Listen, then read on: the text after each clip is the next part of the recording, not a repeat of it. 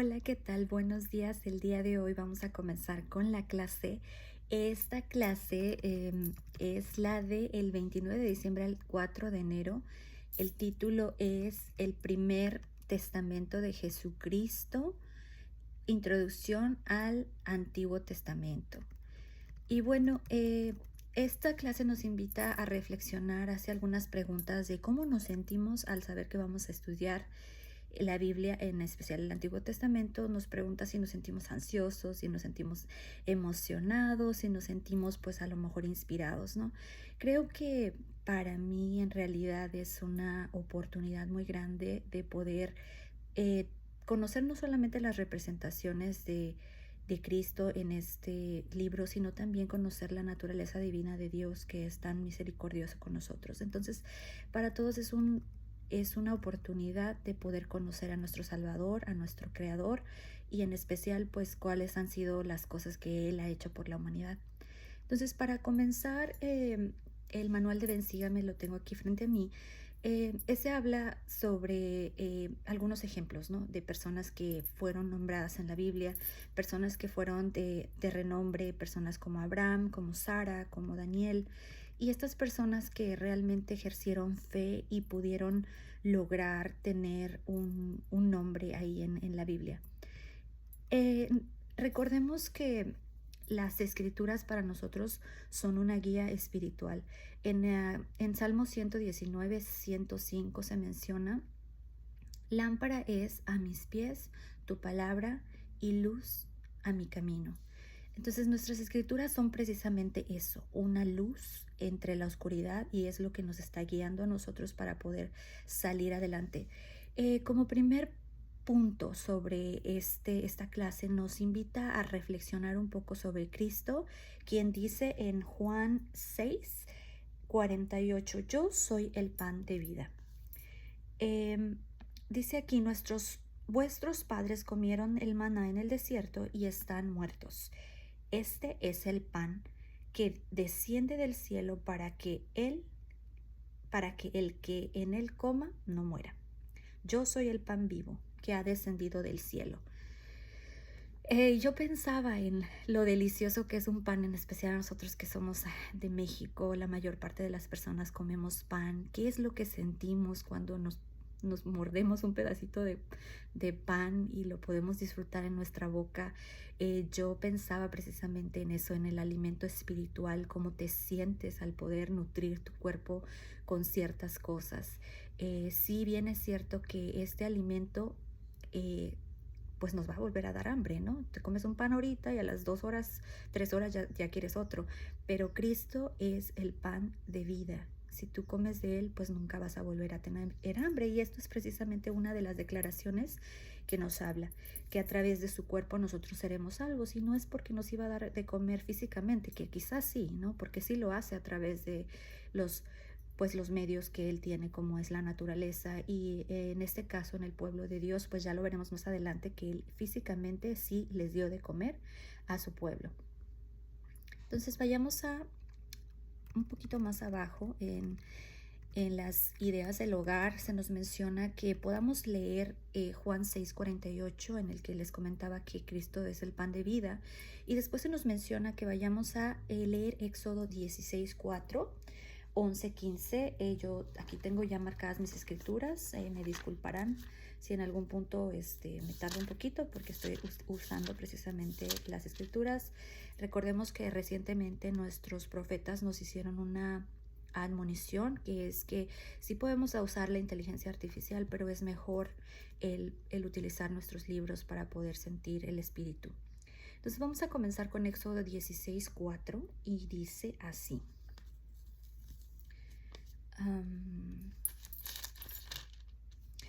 y Jehová dijo a Moisés: he aquí, yo os haré llover pan del cielo, y el pueblo saldrá y recogerá diariamente la porción de un día, para que yo pruebe si anda en mi ley o no.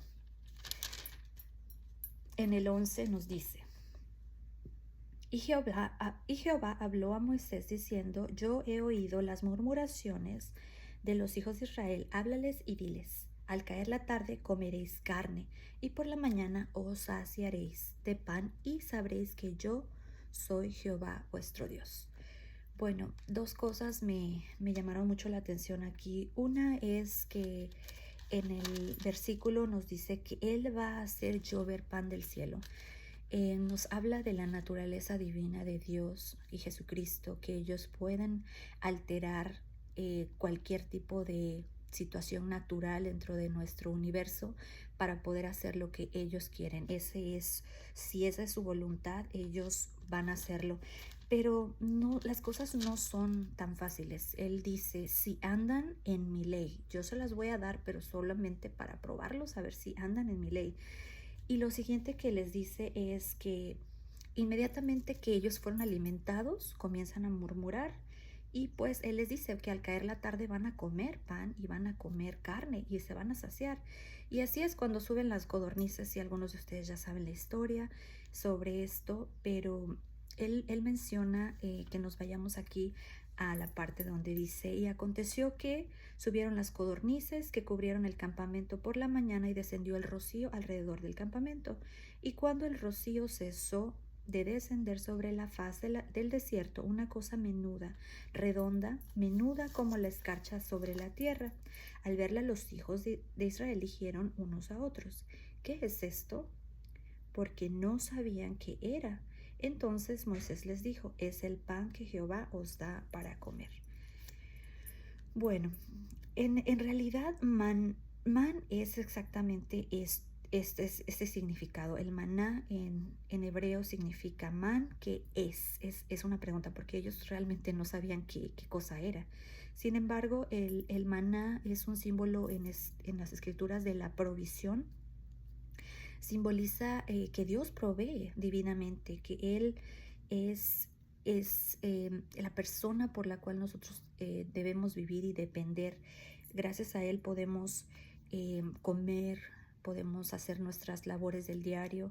Y este principio nos enseña a no acumular. Se les dijo claramente que no debían de tomar salvo lo que era suficiente para ellos. Y también se les pide que no agarren más, porque pues se está enseñando en esta parte la santidad de la importancia precisamente del maná. Entonces, lo siguiente que nos pide es que nos vayamos a Juan 6:35, cosa que vamos a realizar. Vayan a sus escrituras. En Juan 6:35 nos dice, Jesús les dice, yo soy el pan de vida, el que viene a mí nunca tendrá hambre y el que cree en mí no tendrá sed jamás. Pues más claro no se puede decir. Nos pide irnos también al Éxodo, el Éxodo 12, 3, 5. Vamos para allá. En el Éxodo 12, 3, 5 nos dice que hay un cordero como sacrificio. Recordemos que el cordero es precisamente Cristo. Es su semejanza. Desde el Antiguo Testamento Él iba a venir y pues ese es el testimonio perfecto de que Él iba a ser crucificado. Entonces vamos a ver en el capítulo 12, 3 al 5 nos dice, hablad a toda congregación de Israel diciendo, el 10 de este mes tomará cada uno un cordero, según las familias los padres, un cordero por familia. Recordemos la importancia del número 1 que ahorita, déjenme buscarlo, aquí lo tengo en la otra clase, aquí está. El número 1 está ligado a la supremacía, a la exclusividad, simboliza la unidad. En hebreo es Adonai, que es el número 1, ser uno. Echad una sola carne, es el inicio, simboliza el que pues sea uno, ¿no? Por eso se nos pide que sea un cordero para las familias. Además, en el 4 se menciona que si la familia fuere pequeña, que no baste para comer el cordero, entonces tomará uno con su vecino inmediato de su casa, según el número de las personas, cada uno conforme a su comer, haréis la cuenta sobre el cordero, y el cordero será sin defecto, un macho de 1 año, otra vez se menciona el 1, lo tomaréis de las ovejas o las cabras y lo guardaréis hasta el día 14 del mes. y lo inmolará toda la congregación del pueblo de Israel al atardecer. Muy bien, me llamó mucho la atención en el versículo, el primero versículo, que es el 3, habla sobre el 10. Recordemos que los números dentro de la Biblia no se mencionan solamente porque sí. Son un recordatorio inminente de por qué se realizan las cosas, son testimonios en números. Entonces, el número 10 simboliza la letra Yud, que es la totalidad, es la perfección y la ley divina, así como la ordenación con Dios. Generalmente hace simbolización a finalizar ciclos, a lo vemos como los 10 mandamientos, lo vemos también con el diezmo, con las 10 vírgenes o algunos otros ejemplos en los cuales se simboliza la perfección, la responsabilidad, la fe, el hacer que esto sea uno y vea la mano de Dios en ella. Dentro de esto es también cómo Dios intercede en nuestras vidas a través de esto. Él es el que hace completo el 10.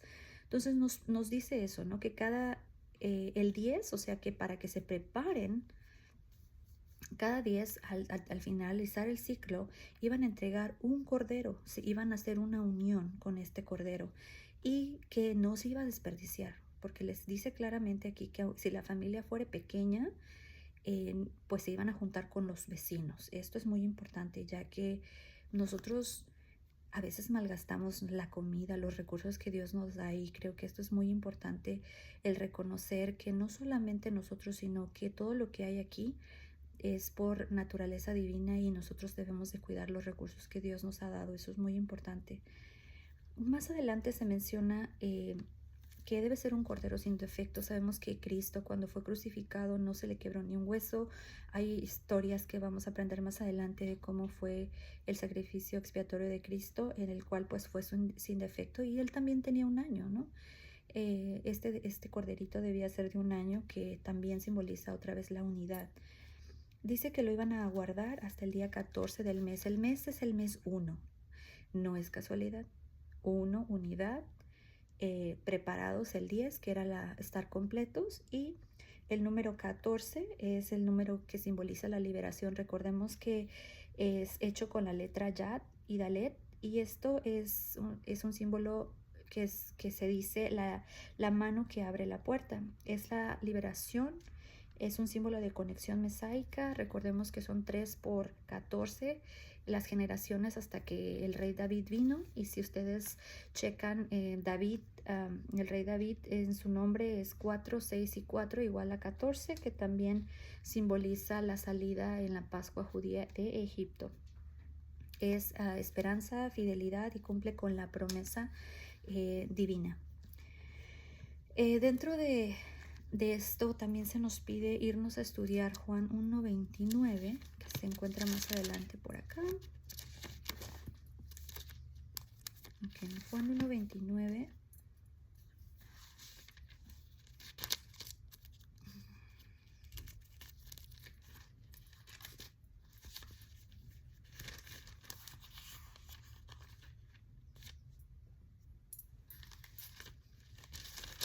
Un poquito pegadas, es que es mi Biblia es nueva, están un poquito pegadas y me da trabajo.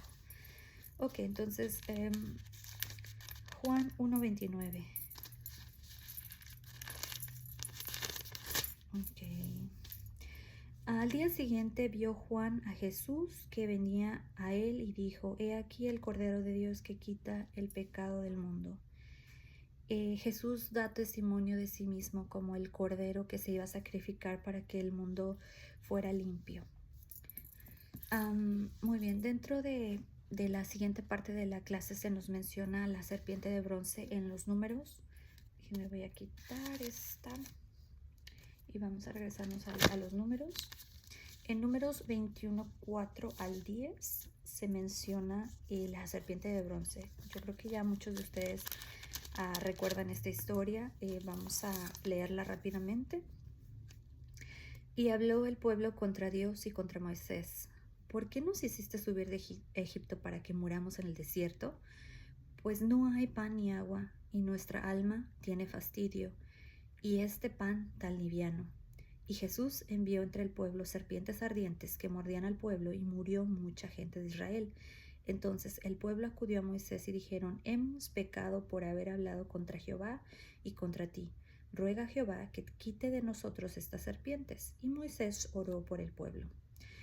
Bueno, la primera parte nos habla bien claro. Dios estaba alimentando a su pueblo, tenían lo que necesitaban. Sin embargo, ellos se seguían quejando de que no tenían lo que ellos querían, estaban fastidiados, decían ellos, ¿no? Y Jehová dice, pues manda serpientes para recordarles quién manda. Me gusta mucho esta historia porque nosotros somos así. Nosotros cuando viene a la mente, cuando nosotros estamos sufriendo algo y oramos a Dios y le pedimos con toda nuestra alma que nos ayude, que esta es la última vez, que pues las cosas, si Él quiere, nosotros vamos a ser mejores, etcétera, y Dios cumple su palabra, nos saca de ese problema y después ahí volvemos, ¿no?, a caer en las mismas errores y en las mismas cosas. En el 7 dice que el pueblo acudió a Moisés y le dijeron: hemos pecado.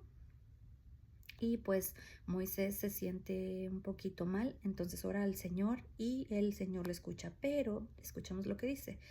Jehová le dice a Moisés: hazte una serpiente ardiente y ponla sobre un asta, y acontecerá que cualquiera que sea mordido y la viere vivirá.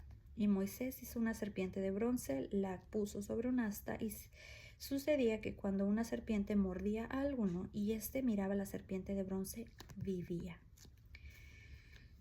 Bueno, como sabemos, la serpiente de bronce no tenía el milagro en sí, era la obediencia. Este pasaje de las Escrituras nos enseña que si nosotros obedecemos las palabras de Dios, Él nos hará salvos. Él siempre encuentra la manera, y a veces las cosas más sencillas y simples, como es solo mirar, causan desobediencias a nosotros. Entonces, Cristo es el medio de la salvación. Irónicamente utilizan una serpiente que muerde y una serpiente con la cual van a ser salvos. Y era tan sencilla el hecho de voltear a ver la serpiente que mucha gente no lo hizo y pereció.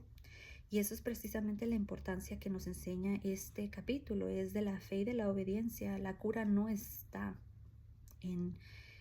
en el asta, la cura está en escuchar y obedecer la voluntad de Dios. Aquí nos manda a Juan 3:14, por aquí ya lo tengo marcado también, Juan 3:14. En Juan 3:14 nos dice: y como Moisés levantó la serpiente en el desierto, así es necesario que el Hijo del Hombre sea levantado. Exactamente, es esta una señal de que Cristo iba a ser levantado en una cruz y que todo aquel que lo mire pues va a ser salvo en el futuro, ¿no? Dice aquí: para que todo aquel que en él cree no se pierda, mas tenga vida eterna.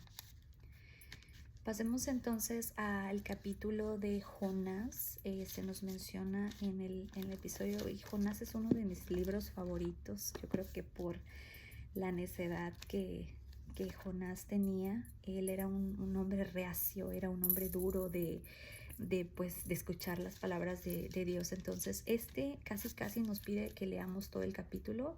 Es de Jonás 4 al 17. Vamos a leer algunos versículos para que pues podamos disfrutar de toda la clase. Habla de que primero dice que pues viene la palabra de Dios a Jonás y Jonás huye. Entonces Jonás dice en el 4: pero Jehová hizo levantar un gran viento del mar y hubo una tempestad tan grande en el mar que se pensó que se partiría la nave. Recordemos que Jesús le pide a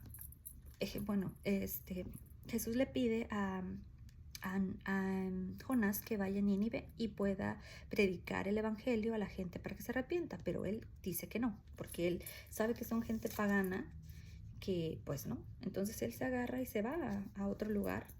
Él se sube, paga su pasaje, se va con los marineros, y dice aquí: y los marineros tuvieron miedo y cada uno clamaba a su Dios, echaron al mar los enseres que había en la nave para aligerarla, pero Jonás había bajado al interior de la nave y se había acostado y dormía profundamente. ¿Qué nos pasa cuando sabemos que estamos pecando? Nos vamos a echar a dormir así como Jonás, porque sabemos nuestra culpa, sabemos que pues nosotros estamos ahí, está la tempestad y como sabemos que nosotros estamos pecando, pues nos estamos escondiendo de la presencia de Dios y a veces no vamos a la iglesia, no vamos al templo, no queremos recibir pues a los élderes, no queremos leer las escrituras porque sabemos que estamos ahí, entonces nos echamos a dormir. Pero ¿qué creen? Que los marineros que se mencionan aquí como marineros paganos, ellos sí tienen miedo y ellos oran a Dios. Entonces, ¿qué nos diferencia a nosotros de los que llamamos pecadores en estos días?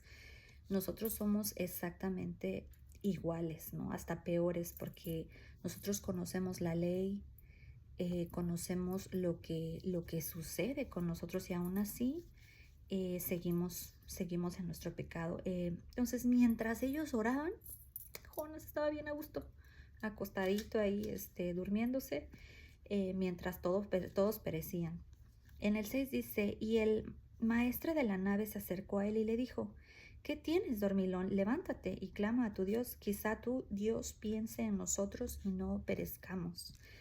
¿Cuántas veces vienen nuestros amigos, nuestros vecinos, gente que nosotros a veces consideramos que pues no es tan sabia, que porque no están en la iglesia creemos que ellos no tienen nada que aportar y vienen y nos dicen, échale ganas, tú puedes, deja los vicios, deja tu pecado, ven a Cristo, levántate, ¿no? Dios te va a ayudar.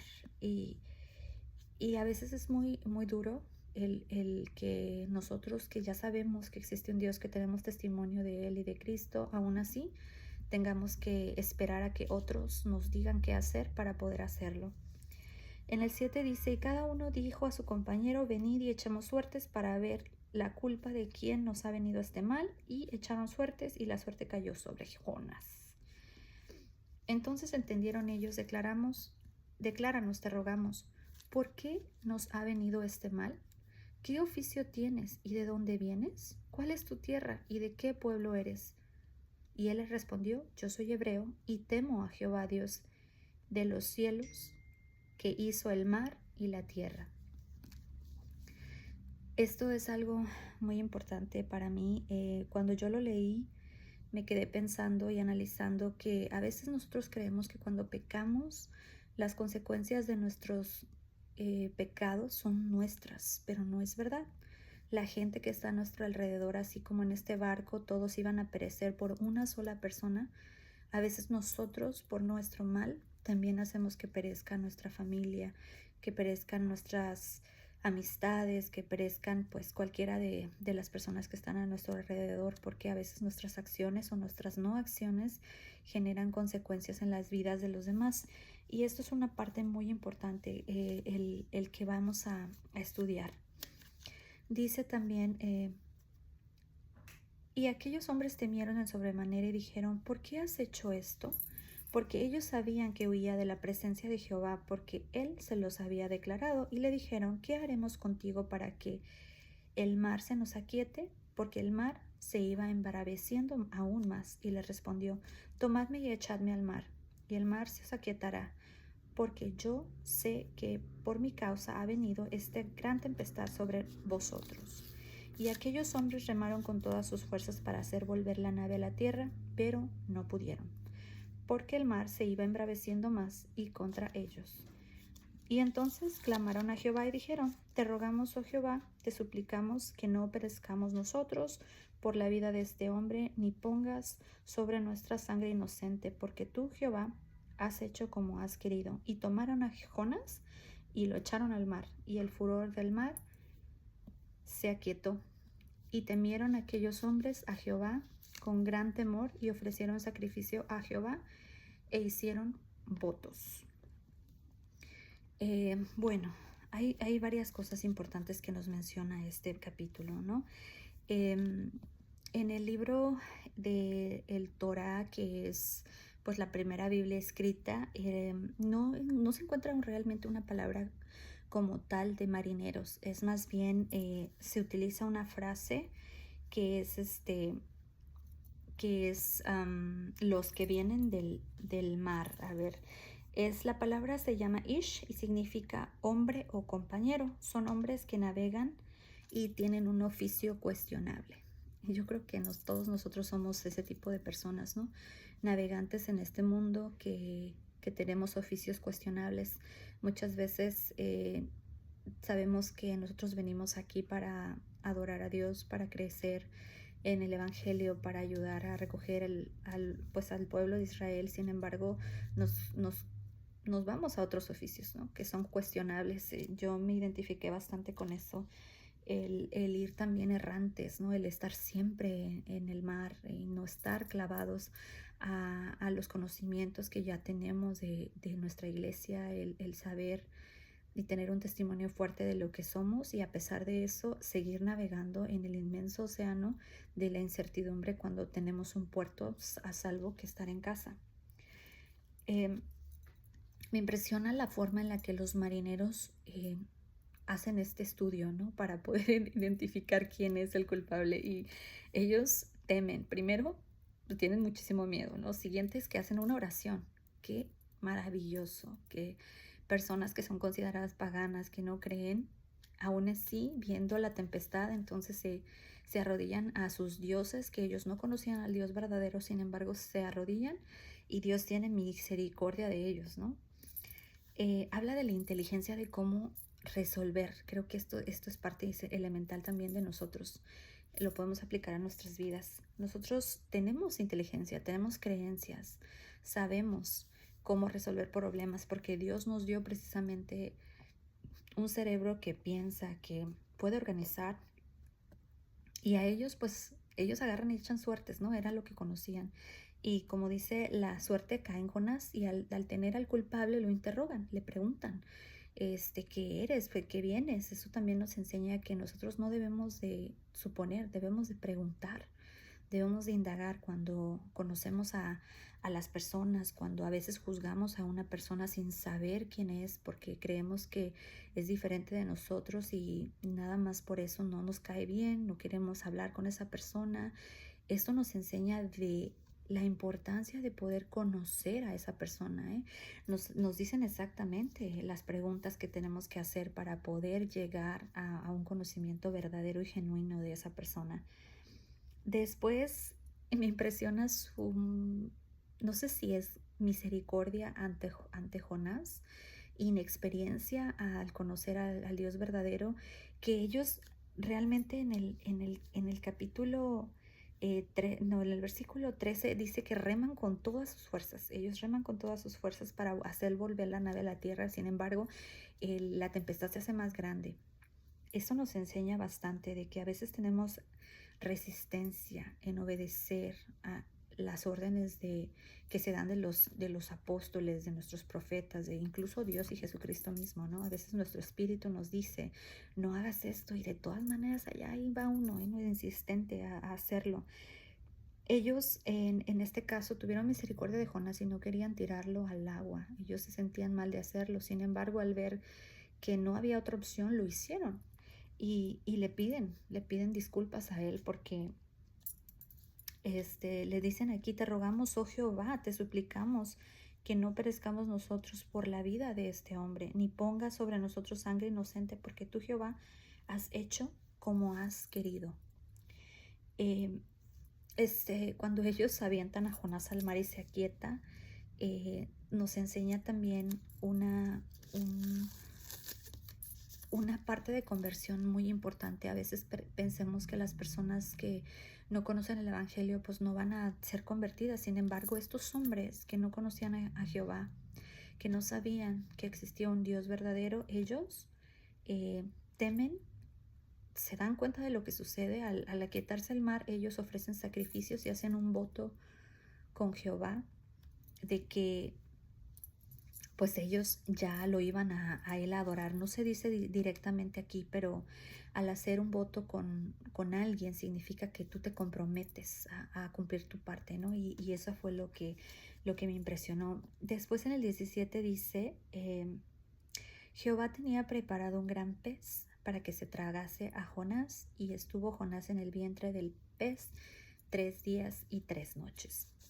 Y pues como a mí me gustan mucho los números, aquí el número 3, Shlosha, este simboliza una armonía, así, generalmente es el equilibrio, la estructura, y una de las cosas es que representa la santidad y la perfección, 3, porque es Padre, Hijo y Espíritu Santo. Son 3 los patriarcas, Abraham, Isaac y Jacob. Siempre que se menciona el número 3, también se nos dice, ¿no? Repita 3 veces. Esto significa la unidad y la totalidad con el Señor. Son cosas que tenemos que tener en cuenta cuando leemos.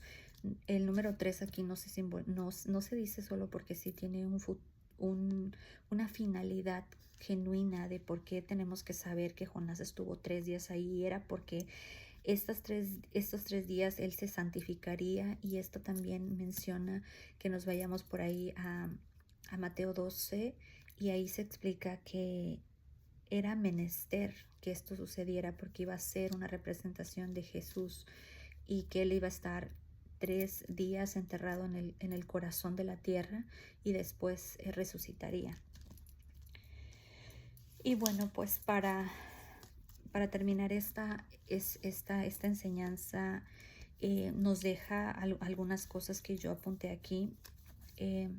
La desobediencia voluntaria, esta nos trae consecuencias temporales y eternas. Es muy importante que nosotros sepamos que nuestras decisiones pues tienen consecuencias, ¿no? También debemos de ser conscientes cómo nuestras decisiones afectan a los demás. No solo se trata de nosotros. Esta vida es muy difícil para que, si yo, por ejemplo, decido no ir a la iglesia, a retirarme de la iglesia, mi hijo y los hijos de sus hijos pues van a pagar las consecuencias de mis errores. Así pues sucede con otras cosas, ¿no? Si nosotros decidimos tomar cuál carrera o elegir estudiar o no estudiar la clase, por ejemplo, ¿no? También nos va a afectar y a nuestros seres, porque nuestros seres queridos también van a sufrir las consecuencias de lo que estemos haciendo, ¿no? No solamente aquí, en un trabajo, en la iglesia, en nuestra vida general y en nuestra familia. Siempre hay una consecuencia a la desobediencia. También nos enseña sobre la muerte y la resurrección de Cristo. Nos enseña que debemos de morir para nacer de nuevo, y eso es algo muy importante. Debemos de matar al hombre natural, a las ganas de pecar y poder tener el amor de Dios. Otra de las cosas que nos enseña es que huir de Dios es imposible. Dios controla la creación, y solamente Él puede decidir qué se va a hacer con nosotros, porque nosotros tenemos un destino divino y Él sabe cuál es, y siempre va a buscar que nosotros lo hagamos de una u otra forma. Las cosas, a veces se cierran los caminos, a veces se abren para que nosotros podamos tomar nuestro camino en esta tierra para lo que venimos. Entonces no nos vamos a ir si no hemos cumplido con lo que se nos pactó desde el cielo. Otra de las cosas muy, muy bonitas es que nos dice que la salvación es para todos. ¿Por qué? Porque ellos eran paganos. Estas personas que consideradas marineros eran paganos, eran personas que no creían en el Dios. Sin embargo, lo aceptan y se convierten a Él, y al ser convertidos se convierten en su pueblo. Entonces esta salvación es para todos, no hace excepción de personas. Y por último, lo que nos enseña es que pues Dios castiga duro la desobediencia, ¿no? Incluso con la vida si es necesario. Debemos de recordar que en su misericordia pues Él nos ama, pero también nos va a obligar a hacer las cosas cuando nosotros necesitamos hacerlas y como Él quiere que las hagamos. Y Él nos da una orden, nosotros tenemos que cumplirla. Bueno, más adelante nos hace algunas preguntas en el manual Ven, Sígueme. Nos dice que Jesucristo es nuestro tesoro, y como lo dice, ¿no? Claro que sí, su vida, todos los símbolos que están dentro de esta Biblia es precisamente el testimonio 100% de Dios, y se nos pide buscarlo, entender estas escrituras para que nosotros podamos entender quién es Él, el poder centrar en el amor. Y Jesucristo dice aquí todos los símbolos que testifican de Cristo. El Señor dijo a Adán: todas las cosas tienen su semejanza y se han creado y hecho todas las cosas para que den testimonio de mí. Esto es en Moisés 6:63. Nos instan a que, ya sea que nosotros estudiemos o nos concentremos en la vida de Cristo, o cual sea que sean nuestras ganas de poder ver y comprobar el amor que Dios tiene a través de nosotros, que sea en las Santas Escrituras. Una de las cosas más importantes dentro de nuestra Biblia es que todas las enseñanzas que están aquí son de Cristo. Aquí no hay como más de quien se hable más que de Él y de su pueblo y de los convenios que existen con Él. Nos pide también el manual que hablemos un poquito sobre la importancia del pueblo que es elegido, ¿no? Nos habla de irnos por ahí a Mateo 12:39. Habla de que y él respondió y les dijo: la generación mala y adúltera que manda la señal, pero la señal no le será dada sino la señal del profeta Jonás, porque como estuvo Jonás en el vientre de un gran pez 3 días y 3 noches, así estará el Hijo del Hombre en el corazón de la tierra 3 días y 3 noches. Y los nombres de Nínive se levantarán en juicio con esta generación y condenarán, porque ellos se arrepintieron por la predicación de Jonás. Y he aquí hay uno mayor que Jonás en este lugar. Jesús eligió un pueblo que iba a ser el pueblo que lo iba a seguir, un pueblo que lo iba a ayudar a poder llegar a Él. Y Jesús, sin embargo, él era el grande en esa generación. Él se presentaba ante esta gente, ante su pueblo elegido, el pueblo elegido que no creyó en Él.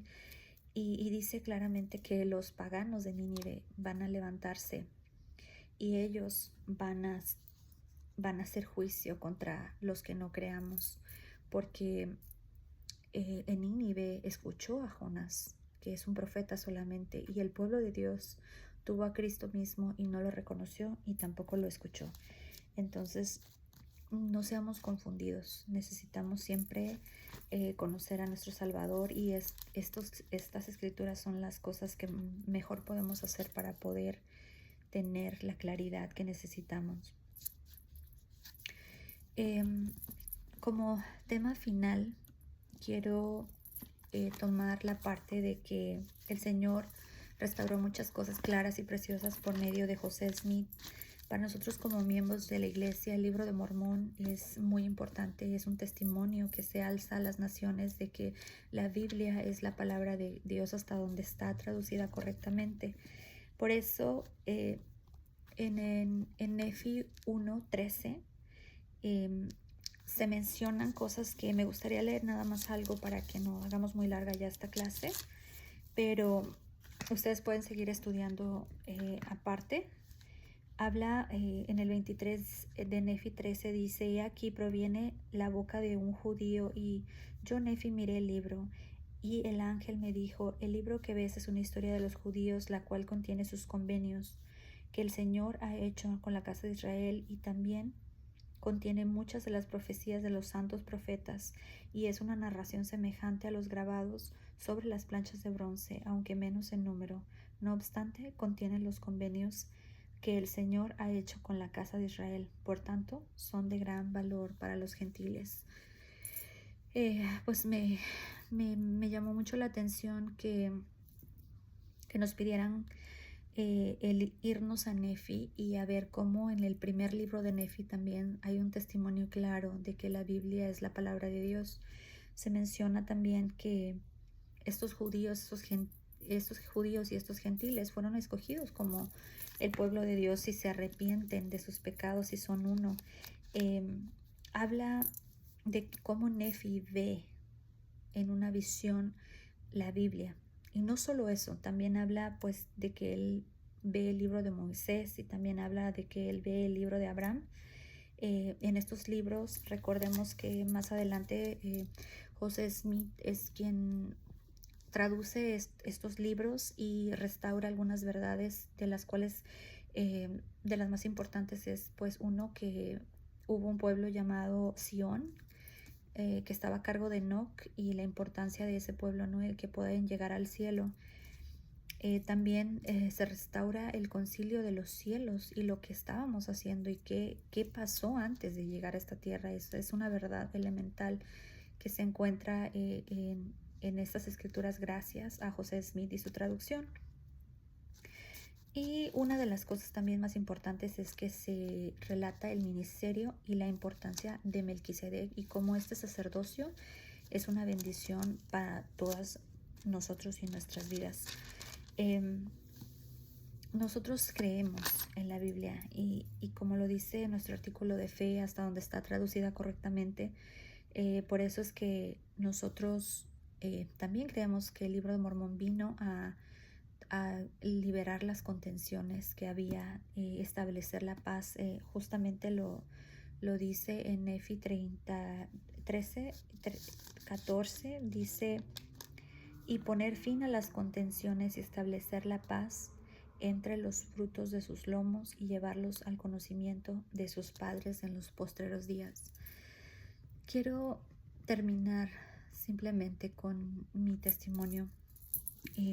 He leído esas escrituras del libro de Mormón que estudiamos hace 2 años juntos en las clases. Tengo un testimonio firme de que José Smith es un profeta verdadero, de que cada una de estas revelaciones que se están por estudiar de los libros de Abraham, del Génesis, y pues todas estas cosas tan preciadas que fueron restauradas a través de José Smith son 100% genuinas y son verdaderas.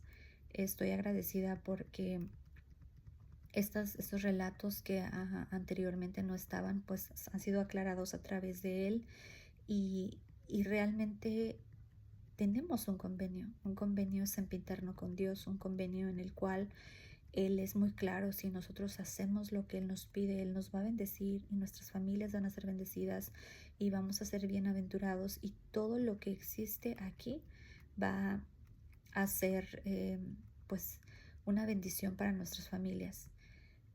Por último, recuerden que nuestro Padre Celestial quiere que hagamos convenios con Él y estos convenios, uno de los principales pues es el bautismo.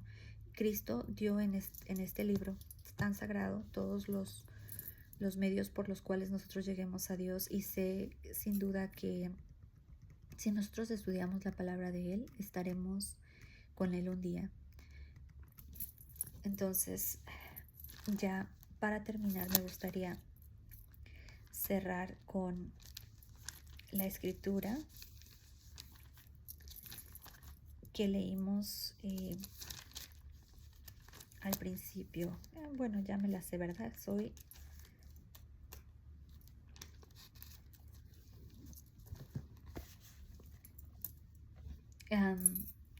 Y Moisés dijo a Dios, he aquí que y dijo Moisés a Dios, he aquí que llego yo a los hijos de Israel y les digo, el Dios de vuestros padres me ha enviado a vosotros. Y si ellos me preguntan, ¿cuál es su nombre? ¿Qué les responderé? Y él respondió, respondió Dios a Moisés, yo soy el que soy. Y dijo, así dirás a los hijos de Israel, yo soy, me ha enviado a vosotros. Cristo vino. Estas escrituras testifican no solamente de Cristo, sino también de Dios. Yo soy ha venido y ha enseñado la forma en la cual nosotros podemos ser salvos. Así que espero que puedan poner en práctica estos principios en sus vidas y nos vemos la próxima.